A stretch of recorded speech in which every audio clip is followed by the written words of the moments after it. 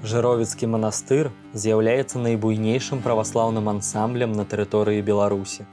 З яго заснаваннем звязана гісторыя з'яўлення цудатворнага абраза. Абавязкова глядзіце відэа да канца, і мы раскажам вам, чаго трэба асцерагацца ў Жыровічах.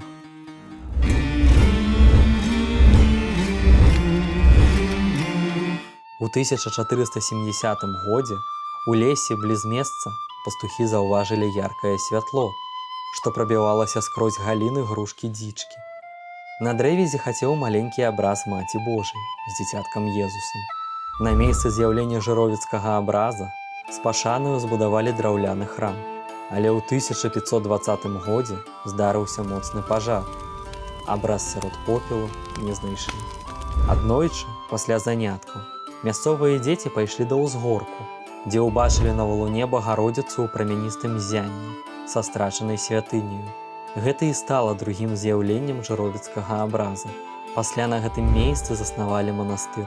У 1613 годзе ён перайшоў у рукі базыльянаў, якія адрадзілі культ Маці Божай і зрабілі манастыр галоўным цэнтрам берасцейскай вунні.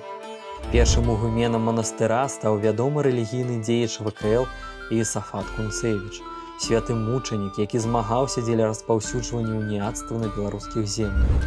Намаганнямі базыльянаў за перыяд 17-18 стагоддзя быў узведзены вялікі манастырскі комплекс з мураваных храмаў, выбітнай барочнай архітэктуры, галоўны цэнтр уніяцтва Беларусі.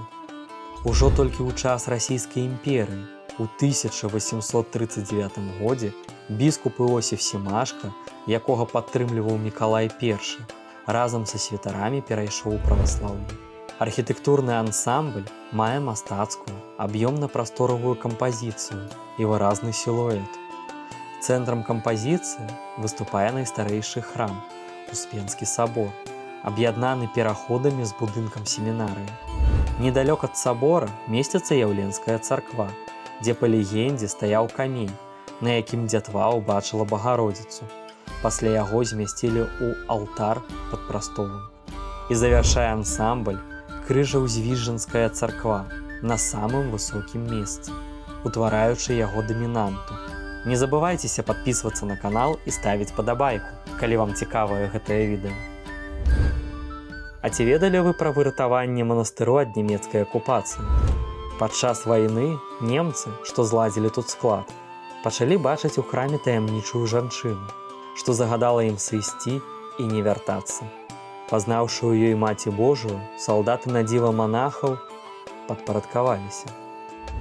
Жыровіцкі манастыр заўсёды прымаў шмат пілігрымаў, але ў дарозе трэба быць вельмі асцярожным. Ведаеце пра нячысціка праяву?